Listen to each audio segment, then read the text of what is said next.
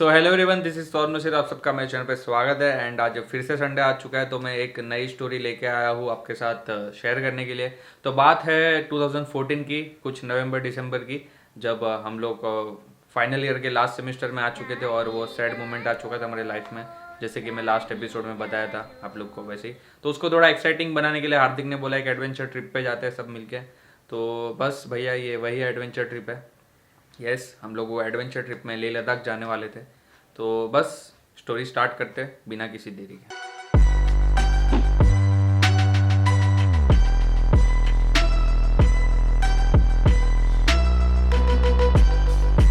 तो भैया story start करने से पहले स्टोरी के जो मेन कैरेक्टर्स है उनका इंट्रोडक्शन दे देता हूँ। सबसे पहला कैरेक्टर मेरे को आप लोग सब पहचानते हो। फिर आता है हार्दिक पाटिल, जिसके वजह से ये ट्रिप बनी और ये स्टोरी बनी। फिर प्रणव ठाकुर एंड आखिरी के दो है दिनेश कुमावत और हरदीप कोहली, जो कि सपोर्टिंग कैरेक्टर्स है, जो सिर्फ प्लानिंग तक ही हमारा साथ दिए। ट्रिप पे जाने की बात आई तो इन लोग ने कल्टी मार लिया, लेकिन ठीक है, अभी इन लोग के कुछ पर्सनल रीजंस थे, बोल नहीं सकते कुछ।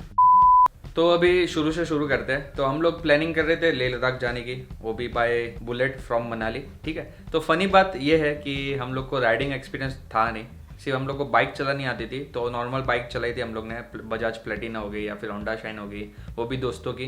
तो मैक्स टू मैक्स 40-50 किलोमीटर चलाने का हम लोग का एक्सपीरियंस था, और बुलेट का तो बिल्कुल भी एक्सपीरियंस नहीं था। फिर भी हम लोग प्लान कर रहे थे लद्दाख जाने की, वो भी बुलेट से। तो जवानी का जोश देख रहे हो।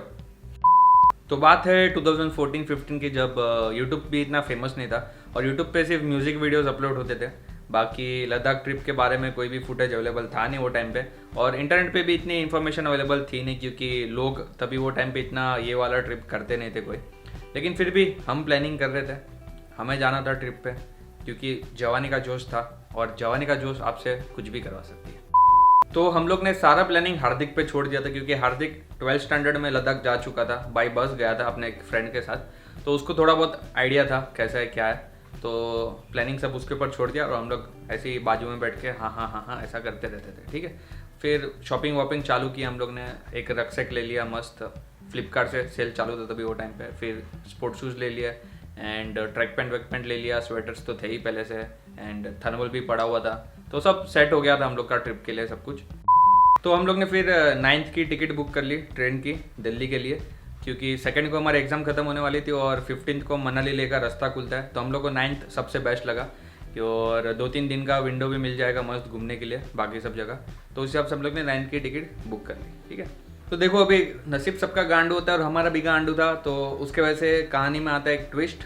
तो ट्विस्ट ये था कि जो एग्ज़ाम हमारी 2nd को होने वाली थी, last exam in the sense वो था प्रोजेक्ट प्रेजेंटेशन, और उसके कुछ 200 मार्क्स होते हैं। तो वो जो 2nd को होने वाली थी वो कैंसिल हो गई और पोस्टपोन हो गई। तो डेट्स भी हम लोग को कुछ बताई नहीं गई थी कि कब होने वाली है। तो हम लोग के दिमाग में टेंशन चालू हो गया कि अभी क्या करें, 9th की हमारी टिकट्स बुक है ऑलरेडी, उसके बाद अगर एग्ज़ाम आई तो ये टिकट कैंसिल करनी पड़ेगी और तत्काल में टिकट लेनी पड़ेगी, मतलब और खर्चा।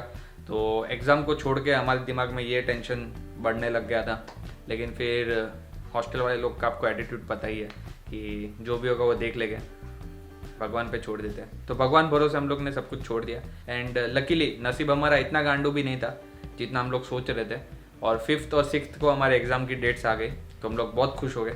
एंड फिर एग्ज़ाम्स ख़त्म करके सब सामान पैक करके हम लोग नासिक से अपने अपने घर पे चले गए, एंड अनपैक करके कपड़े वपड़े धो के पैकिंग करके अगले दिन मतलब 9th को हम लोग ने दिल्ली का ट्रेन पकड़ लिया। तो 10 की सुबह को हम लोग दिल्ली पहुंच गए थे मस्त। तो अभी दिल्ली पहुंच गए तो दिल्ली भी घूमना बनता है, तो हम लोग ने डिसाइड किया कि पूरा दिन दिल्ली घूमेंगे। और सबसे पहले हम लोग गए क्लॉक रूम में हमारा बैग्स रखने के लिए, क्योंकि इतना बड़ा बैग हम लोग पूरा दिन लेके घूम नहीं सकते। तो वहाँ पे आंटी बोलती कि भैया आपके रक्सैक में लॉक है नहीं, तो आपको रखना है तो अपने रिस्क पे रखो, बाकी सामान इधर उधर हो गया तो नो बरचुक। ठीक है, तो हमने बोला ऐसा कैसा नो बरचुक, मतलब ट्रिप का पहला दिन है, कुछ ऊँच नीच हो गई, सामान गायब हो गया, तो फिर आगे के दिन हम लोग कैसे निकालेंगे ट्रिप के। तो हम लोग ने ये डिसीजन को, मतलब ये रिस्क लेना हम लोग ने सही नहीं समझा। तो हम लोग ने बैग हमारे कंधों पे ही रखी पूरा दिन, और फिर हम लोग ऐसे ही घूम रहे थे।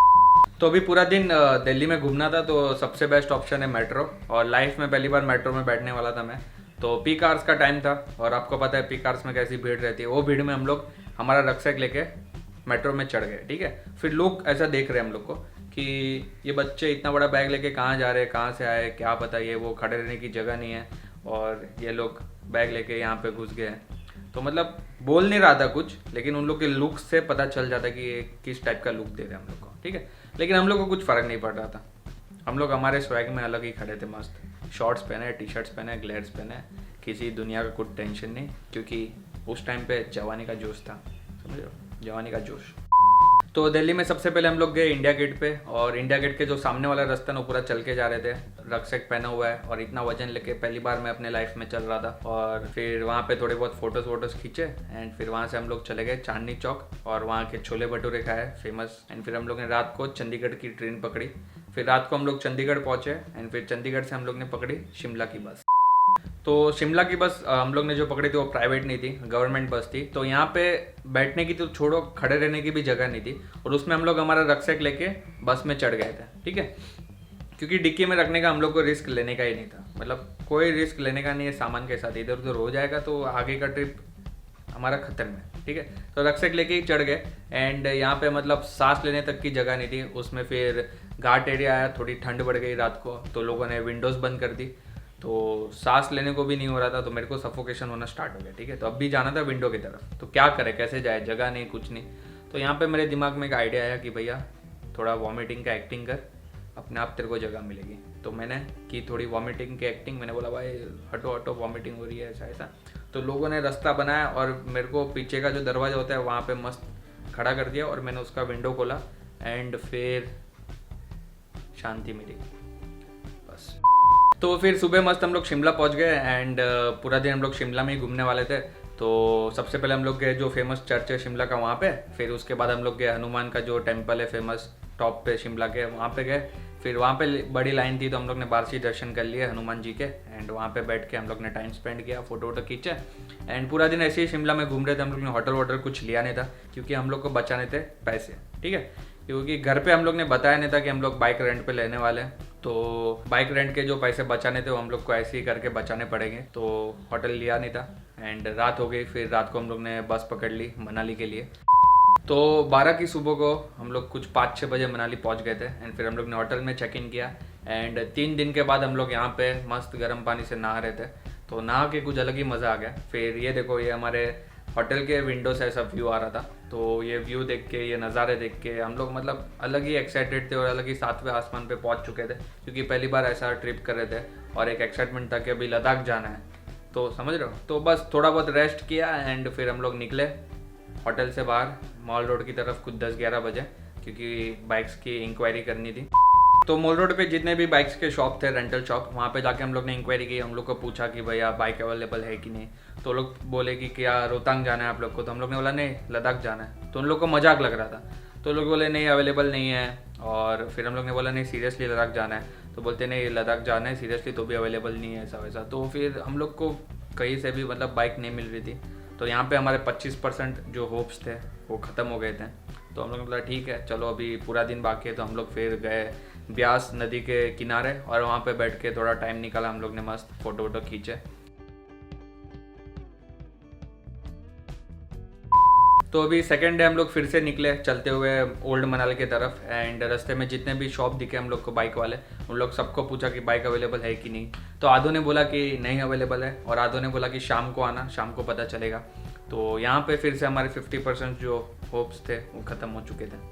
फिर वहाँ से हम लोग को हार्दिक एक हिडन प्लेस पे लेके गया, जो कि ओल्ड मनाली के रास्ते से ही आता है, कुछ एक प्लेस है। तो वहाँ पे एंड में एक टपरी आती है, वहाँ पे एक चाचा थे, तो वहाँ पे हम लोग ने चाय पी मस्त। और जो नीचे का जो नज़ारा था ना, मतलब वो मैं बता नहीं सकता, लफ्ज़ों से बयां ही नहीं कर सकता, वैसा नज़ारा था। मतलब सामने माउंटेन है, माउंटेन के वहाँ से मस्त मनसलू रिवर फ्लो होते हुए आ रही है, और एकदम वाइट, ठीक है, और एकदम क्लियर वाटर। मतलब ऐसी नदी मैंने मेरे लाइफ में कभी नहीं देखी थी, मतलब पहली बार देख रहा था ऐसा नज़ारा, तो मज़ा आ गया एकदम। और फिर वहाँ पे एक साइड पे एक अंकल थे जो फिशिंग कर रहे थे, तो उसको देख के हमारे अंदर एक जोश जाग चुका था कि भैया हमको भी सामने जाना है, ऐसे ही देखने के लिए कि सामने क्या है। तो हम लोग रास्ता ढूंढने लग गए सामने जाने का, लेकिन हम लोग को मिला नहीं। तो फिर हम लोग ने रिवर क्रॉस करने का भी ट्राई किया, लेकिन फ्लो ज़्यादा था और पानी भी बहुत ठंडा था, तो हम लोग से वो भी नहीं हुआ। तो फिर सब प्लान ड्रॉप किए, और फिर सोचा कि यहाँ पे बैठते पत्थरों पे मस्त और टाइम स्पेंड करते और फोटो वोटो खींचते। तो देखते ही देखते 3-4 घंटे ऐसे ही निकल गए एंड फिर शाम होने लग गई थी। तो हम लोग को रिटर्न जाना था, क्योंकि रिटर्न में हम लोग को शॉप वालों को पूछना भी था, जिन लोग ने बोला था शाम को आके पूछना अवेलेबल है कि नहीं बाइक वो। तो उन लोग को जाके पूछा तो उन लोग ने भी बोल दिया कि भाई बाइक्स अवेलेबल है नहीं। तो यहाँ पे हमारे 75% होप्स खत्म हो गए एंड जो बचे हुए 25% थे हम लोग ने अगले दिन के लिए रहने दिए। एंड माल रोड तक पहुँच गए हम लोग चलते चलते। फिर वहाँ से हम लोग को और 2 किलोमीटर चल के जाना था होटल तक, ठीक है। तो पैर दुख रहे थे तो हम लोग ने सोचा एक रिक्शा कर लेते 3 जन के बीच में होटल तक का। तो रिक्शा वाले ने बोला भाई 100 रुपया लगेगा, ठीक है। तो ये सुन के मैंने और प्रणय ने बोला हाँ ठीक है चलेगा, अभी पैर दुख रहे तो रिक्शा कर लेते, चल जाएगा, अभी इतने भी पैसे नहीं बचाने। लेकिन हार्दिक बोलते हैं कि नहीं भाई 1-2 किलोमीटर के लिए क्या 100 रुपया देने का, चल के जाएंगे। और चलने भी लग गया, ठीक है। तो मतलब इतना गुस्सा है ना वो टाइम पे कि साला एक तो सुबह से चल रहे हैं, ऊपर से बाइक नहीं मिल रही है उसका फ्रस्ट्रेशन, ऊपर से पैर दुख रहे हैं उसका फ्रस्ट्रेशन, और इसको साले को अभी रिक्शा नहीं लेनी है चल के जाना है। मतलब दिमाग खराब हो गया, मतलब एक नंबर का घोड़े जैसा है वो, उसको कितना भी चला लो पैर दर्द करते ही नहीं है उसके। तो तीसरा दिन आ चुका था अभी मनाली में एंड हमारे जो 25% बचे हुए होप्स थे वो लेके हम लोग गए वशिष्ठ में, ठीक है। और वशिष्ठ में सिर्फ 2 ही शॉप थे वो टाइम पे। तो पहले वाले शॉप को पूछा तो उसने क्लियरली मना कर दिया कि भाई हमारे पास कोई भी बाइक अवेलेबल है नहीं। फिर हम लोग गए दूसरे वाले शॉप पे। तो वहाँ का जो ओनर था वो थोड़ा यंग था, लेट 20s में रहेगा वो। तो उसको बोला भाई 2 बाइक चाहिए हम लोग को, लद्दाख जाना है, तो अवेलेबल है क्या। तो हम लोग को देख के वो उल्टा ही चढ़ गया हम लोग के ऊपर कि मतलब मजाक चालू हो गया, तुम लोग को पता भी है क्या लद्दाख किधर है, कितना डिफिकल्ट है वहाँ पे जाना, कुछ आइडिया है क्या तुम लोग को, तुम लोग के पास बुलेट चलाने का एक्सपीरियंस है क्या, लाइसेंस भी है क्या तुम्हारे पास, ऐसा वैसा। हम मालूम है तेरे बाप को मत सिखा, चल। देखो एक्चुअली उनकी कोई गलती थी नहीं, हमारी जो हाइट बॉडी थी ना वो एकदम मतलब हम लोग नल्ले दिखते थे वो टाइम पे और एकदम कौले दिखते थे, 22 साल के ही थे और हॉस्टल में रहने वाले लोग थे तो खाने पीने की वैसे भी तंगी रहती थी, तो एकदम लुखे थे हम लोग। तो हम लोग के ऊपर उन लोग का भरोसा नहीं हो रहा था कि हम लोग लद्दाख जा पाएंगे, वो भी बुलेट लेके, क्योंकि वो टाइम पे लद्दाख जाना मतलब खतरों के खिलाड़ी जैसा काम था। लेकिन हमारे अंदर भी जवानी का जोश था, तो हम लोग को खतरों के खिलाड़ी बनना ही था और हम लोग इतने टाइम से प्लान कर रहे थे, तो लद्दाख तो हम लोग को जाना ही था। तो फिर हम लोग ने उसको बोला कि भाई तू टेंशन मत ले, तो हम लोग को सिर्फ बाइक दे दे, बाकी सब हम देख लेंगे, तू हाइट बॉडी पे मत जा, हमारे अंदर जिगरा है और जिगरा एकदम सॉलिड है और हम लोग लद्दाख करके रिटर्न आएंगे, तेरे बाइक को एक खरोच तक नहीं आने देंगे, तू बिल्कुल भी टेंशन मत ले। तो कैसे तो करके उसको मनाया हम लोग ने। तो फिर बाद में वो बोला कि ठीक है, वैसे तो बाइक अवेलेबल है नहीं अभी मेरे पास, लेकिन मेरा पर्सनल बाइक पड़ा हुआ है जो मेरे को अभी कुछ काम का है नहीं इतना, तो वो मैं दे सकता हूँ। लेकिन हम लोग को चाहिए था 2 बाइक। तो उसी वक्त उसका एक फ्रेंड आया, तो उसके फ्रेंड को उसने पूछा कि भाई इन लोग को लद्दाख जाना है, तो तेरा पर्सनल बाइक दे सकता है क्या तुम इन लोग को रेंट पे, ऐसा, ठीक है। तो उसका दोस्त भी हम लोग को देख के ऐसा बोलता है कि भाई सच में लद्दाख जाना है क्या, मजाक कर रहे हो ऐसा वैसा। तो हम लोग बोले भाई सच में जाना है भाई, दे देना बाइक अभी, क्या तुम लोग इतना मतलब जितना पैसा चाहिए उतना ले तू, लेकिन बाइक दे, अभी बहुत हो गया, हम लोग को बाइक चाहिए, हम लोग को जाना है लद्दाख। तो फिर इतना हमारा जोश देख के और इतना हम लोग उसको बोल रहे थे कि भाई बाइक दे दे, कुछ नहीं होगा ऐसा वैसा, वो देख के उन लोग ने बोला ठीक है कल आओ, कल देखते। पिक्चर अभी बाकी है मेरे दोस्त, पिक्चर अभी बाकी है। तो क्या लगता है आप लोग को, हम लोग को बाइक मिली होगी कि नहीं, मतलब इन लोग से मिली कि दूसरे लोग से मिली, क्या जो भी लगता है वो कमेंट में बताओ। एंड अगर ये आधी स्टोरी भी अच्छी लगी तो लाइक कर देना। एंड ऐसे ही अगर सब वीडियोस देखने हैं, व्लॉग्स देखने, तो आप सब्सक्राइब कर दो, बेल आइकन दबा दो, ताकि आप मेरे एक भी वीडियोस फ्यूचर में मिस ना करो। एंड बस मिलते हैं अगले एपिसोड में, तब तक के लिए खाओ पियो और मेरे वीडियोस के द्वारा ऐसा मतलब घूमते रहो मस्त। बस टाटा बाय बाय।